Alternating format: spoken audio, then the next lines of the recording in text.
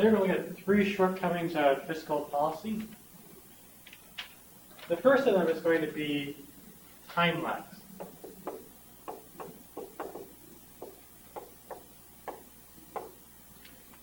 Now there are going to be 3 different kinds of time lags, but to be clear, time lags are just one shortcoming, not all 3 of them. We'll add 2 more shortcomings later on. So as we know from before, fiscal policy refers to changes in taxes and government spending. That's controlled by Congress and the President. We saw one motivation for using fiscal policy was to fight recessions. We showed it in the ASAD model that use a expansionary fiscal policy during a recession that can speed up the recovery and help out the economy. Now, one problem with doing that is that there's what's called recognition lag.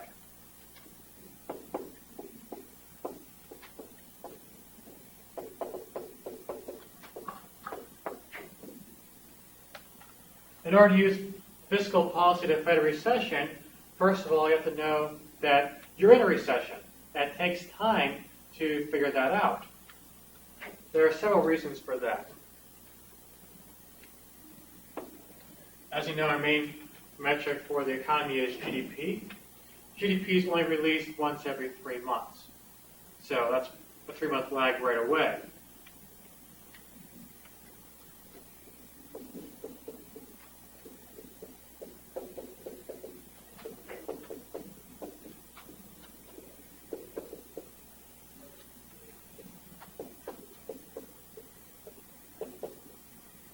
Furthermore, after those 3 months, the initial estimate they release is just that, an estimate.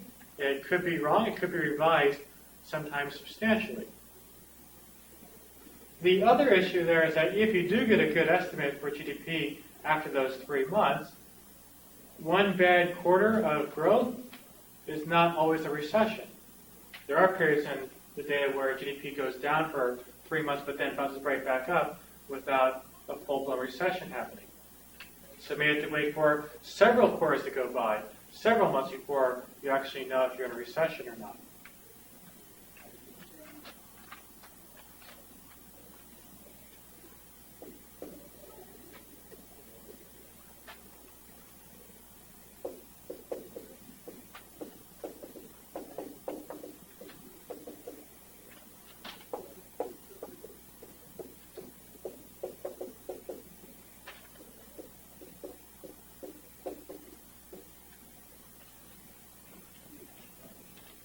So here's an example in the data. With the benefit of hindsight, we can say that the Great Recession began in late 2007.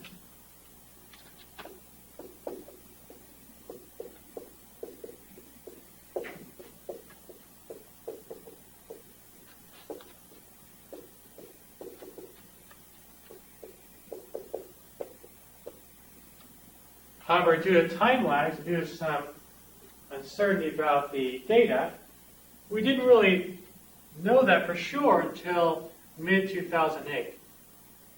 You might think with a really big recession, that would be easier to detect. Probably true. But even then, it still took a long time to know if we're in a recession or not.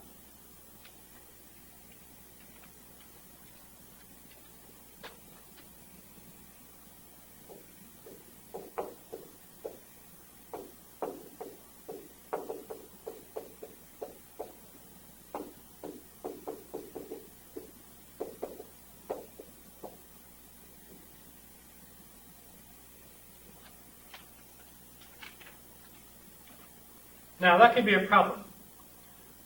I used the analogy earlier for fiscal policy with what we called counter-cyclical fiscal policy. You can imagine you're trying to turn the heat on when it's cold, and you want to turn the AC on when it's hot.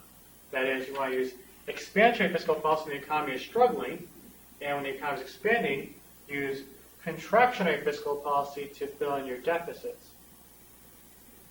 Well, if you mistime things by a year or so, if you try to do that, you might be doing expansionary fiscal policy when you're in expansion. So you end up amplifying these fluctuations rather than diminishing them.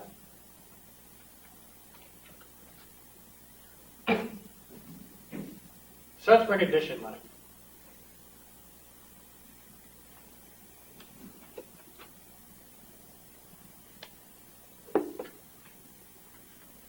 Next up, we're going to look at the second kind of time lag, which is still the first shortcoming of fiscal policy. That is going to be implementation lag.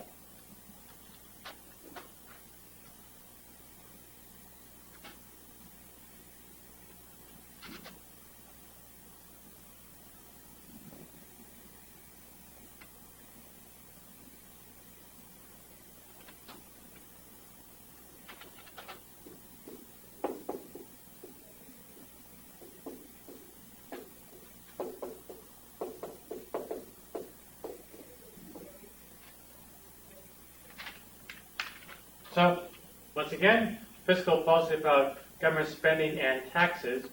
To get that approved, it has to go through Congress and either be signed by the President or they have to override a veto.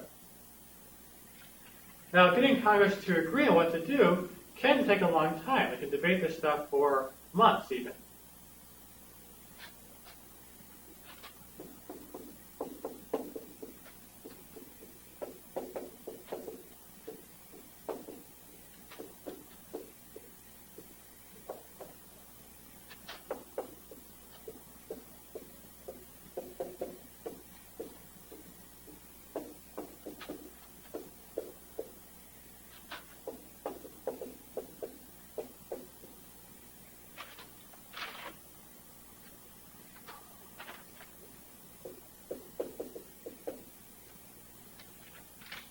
So it already takes you maybe 6 months to a year to figure out if you're in recession or not. Add another couple of months for Congress to figure out what they want to do, and our response is getting quite delayed indeed.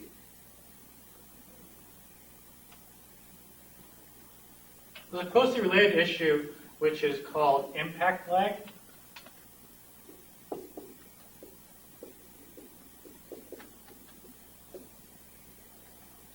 Even after you recognize you're in recession, and even after Congress has finally agreed on what they want to do about it, there's still a further delay before your policy takes effect. For example, maybe your policy involves a change in the tax code. Well, people pay their taxes once per year, so we have to wait until next year before that actually starts to affect people. If your fiscal policy involves more spending on, say, infrastructure, it's going to take time to plan those new construction projects and get them all approved, and only then, maybe years later, the money you allocated starts to affect the economy. But by that time, the recession you're trying to fight is probably over with.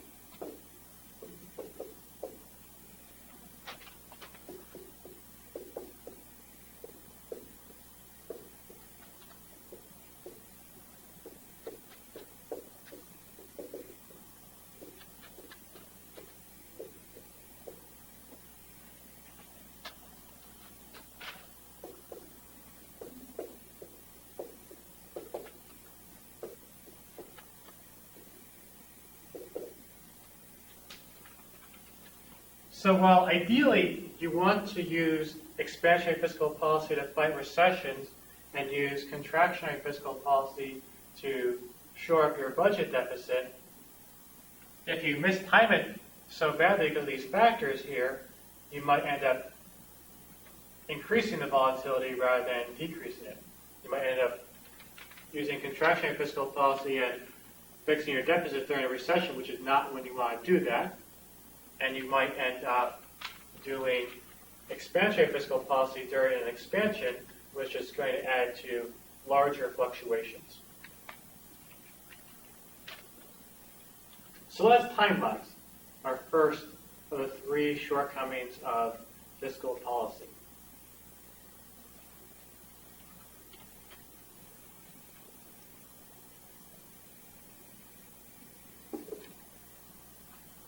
Now, there are some ways to try to fight these issues. Some programs are designed to automatically implement counter-cyclical fiscal policy. They're called automatic stabilizers.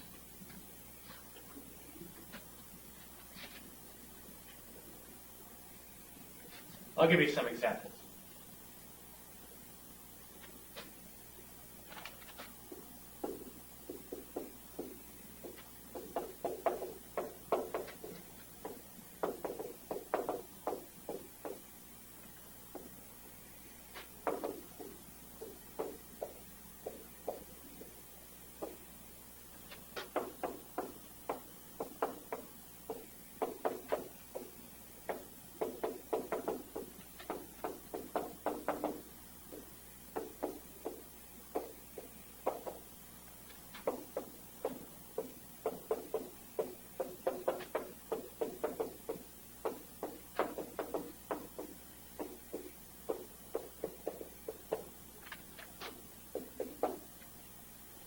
The standard example is unemployment insurance.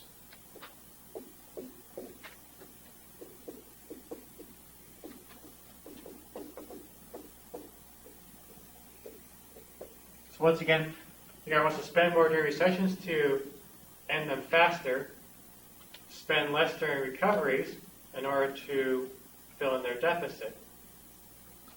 Now, during a recession, more people lose their jobs, so they start collecting unemployment insurance. Therefore, this program spends more during recessions. When they find their jobs when the economy gets better, you have fewer people collecting benefits, so this program pays out less money during recoveries. So it's doing counter-cyclical fiscal policy. It's also designed to largely bypass a lot of those time lags. You don't have to recognize they're in a recession for this program to pay out benefits. There goes recognition lag. The criteria for the program are already established, so you don't have Congress debate on what they want to do for it. And the money hits the economy much faster. You don't have to approve new construction projects or change the tax code. So this avoids many of the problems you have with other kinds of fiscal policy.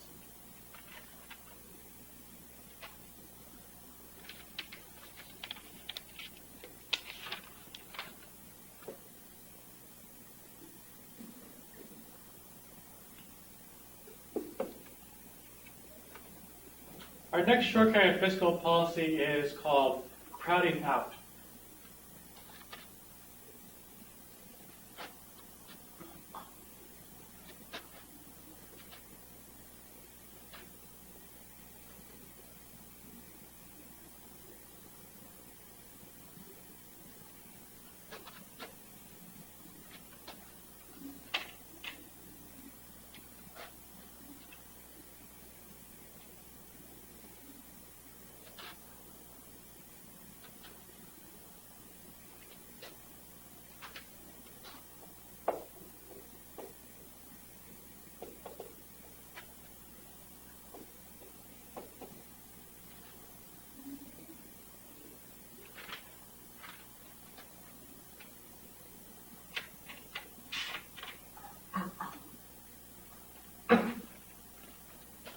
Now, early in this chapter, when we were looking at changes in government spending, we assumed that the government spending would simply add to the existing levels of private spending and consumption. We're just adding to the private amount of investment that was going on. That might not be true.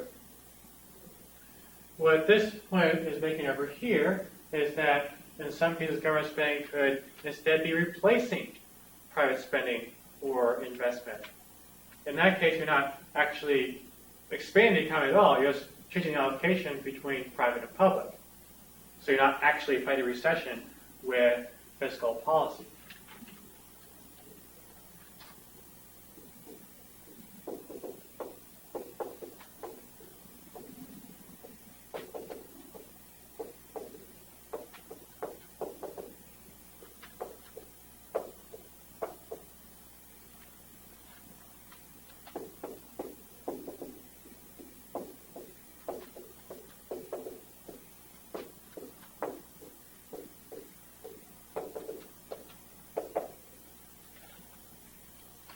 So why could that possibly be true?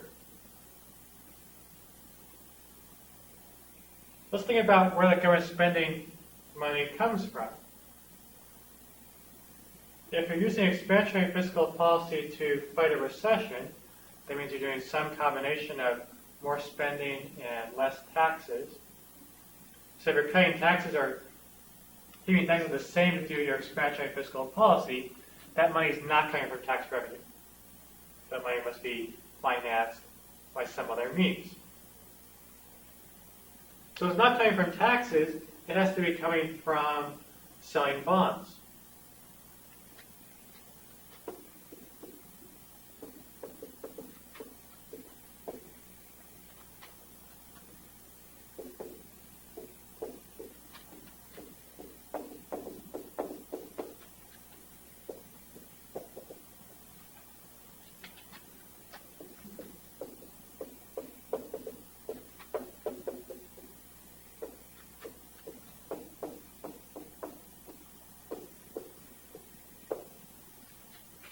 All right, well, you had acknowledged before that we're going to tend to have higher deficits during recession, so thus far we've not contradicted anything we said earlier about fiscal policy.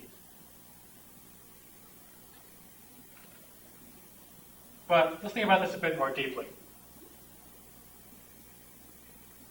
In order for the government to sell the bonds, somebody else has to be buying them. And every dollar that I spend buying a government bond, it's a dollar that I am not spending on consumption. So my consumption is going to go down when the government's doing this.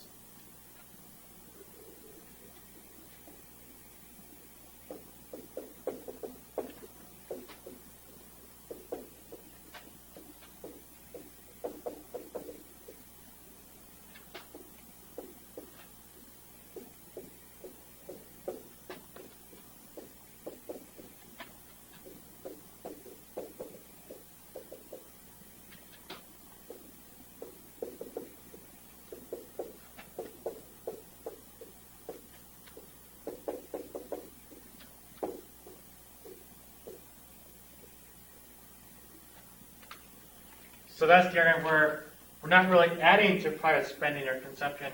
Really might be just replacing private consumption with government expenditures, which is not necessarily going to boost the economy at all. So that's how credit could work for consumption.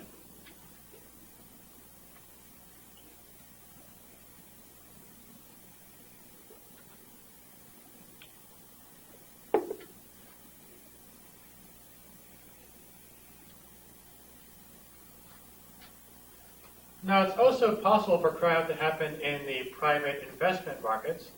To see that, we're going to look at the graph for loanable funds.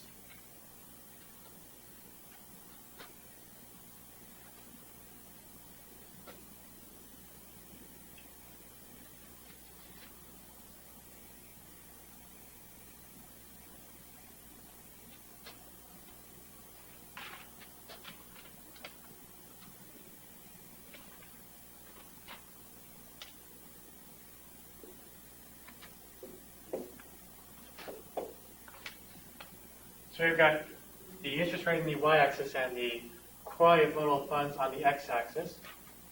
The upward sloping supply curve comes from savers who are also lenders.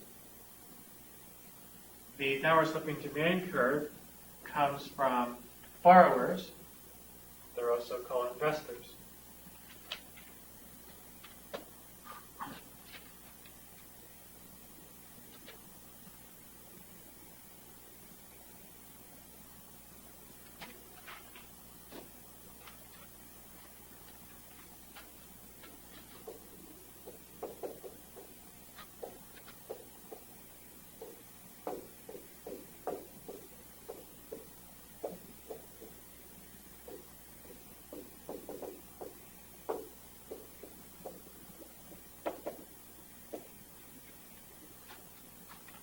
Let's say this is the private demand for loanable funds.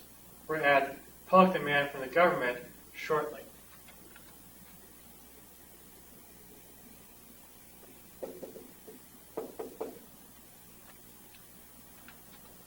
So the federal government is going to be competing with the private sector in order to get money from lenders. That competition is going to drive out some of the private borrowers from the marketplace. As a result, they're not going to be able to get loans for their projects, so investment is going to fall.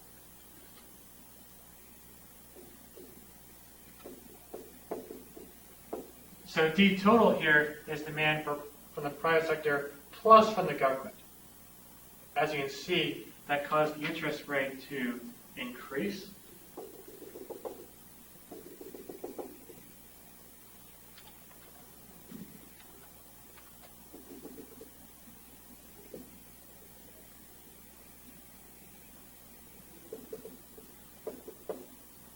The private sector used to be able to get this much money in loanable funds prior to the expansionary fiscal policy.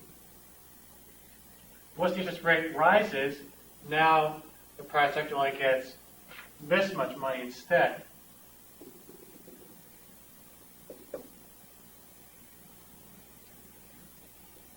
So you've lost this much money in investment.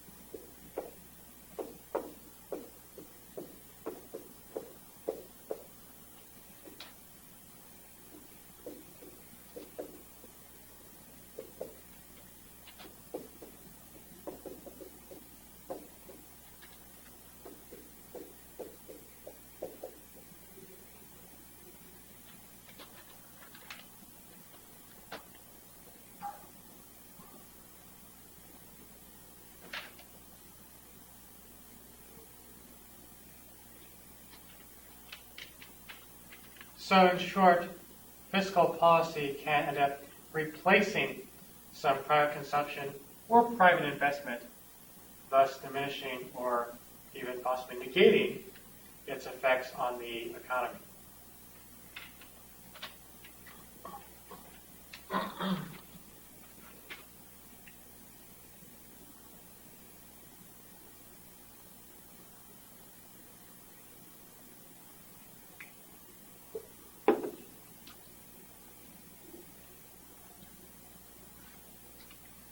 All right, now for the third shortcoming of fiscal policy. This one is called saving shifts.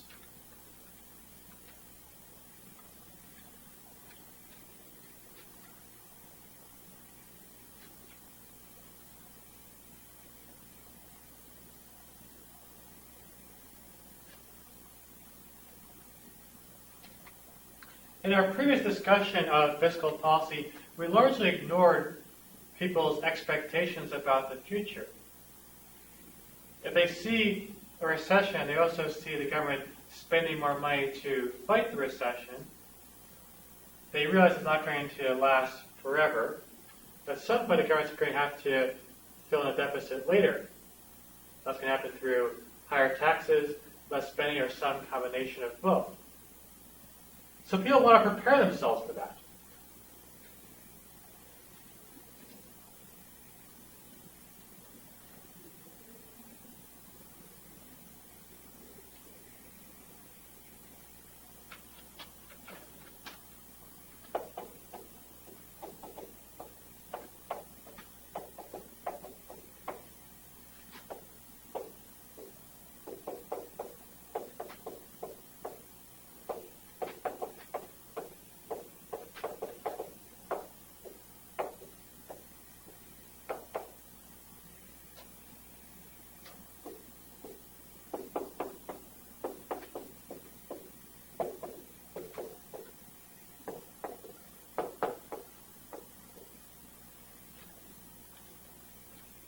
So if you know that your taxes are going up in the future at some point, or if you know that you're going to lose some government benefits at some point, how would you prepare yourself for that?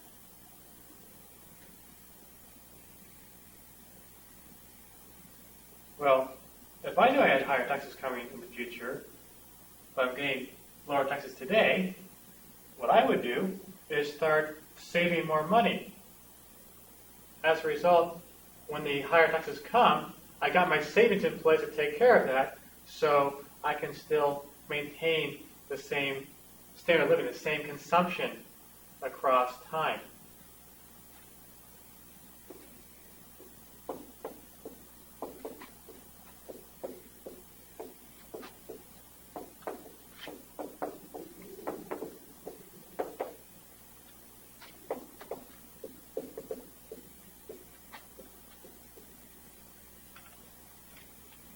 So as a result, when the government's spending more money to try to stimulate the economy, or trying to lower taxes to stimulate the economy, what people are doing instead is consuming less, which does not stimulate the economy at all.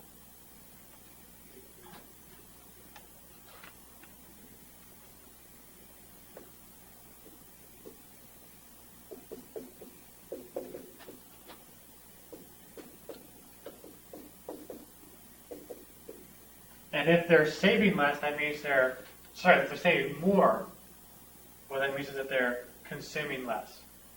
So once again, you're not really adding to the total amount of spending going on in the economy. You're really just replacing private spending with public spending, not necessarily an improvement.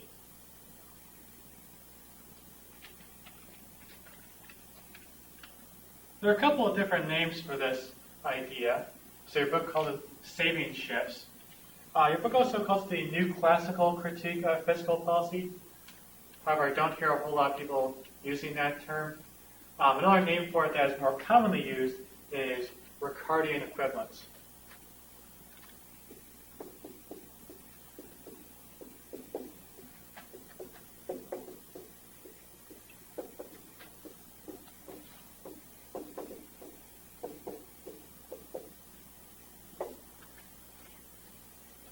Named after a famous economist. Now, you can think about this in terms of the multiplier we derived back in the previous class. So we talked about feedback loops in fiscal policy, which these guys would dispute. And those feedback loops and the size of the multiplier depend upon the MPC. As we recall, the MPC is the marginal propensity to consume. That is, if my MPC were 0.8, that means that if I got one additional dollar of income, I spend 80 cents of it. Now we treat that MPC as if it were a constant. We were doing our multiplier calculations earlier. As you can see over here, if you're listening to the savings shifts argument, the MPC would actually change depending upon what kind of policy the government is putting in place. If people respond to higher spending and lower taxes with increased saving, that means that the MPC is going to fall when the government does expansionary fiscal policy. If the MPC falls, the multiplier also falls. That's one way to think about this argument here.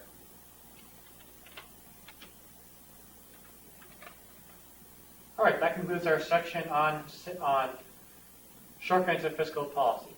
So the drawbacks of fiscal policy are time lags, which come in three different forms. Another drawback is that there could be cutting out during spending to replace prior consumption and investment. The third problem with fiscal policy is you could have saving shifts instead. So we'll talk more about fiscal policy in class on Wednesday.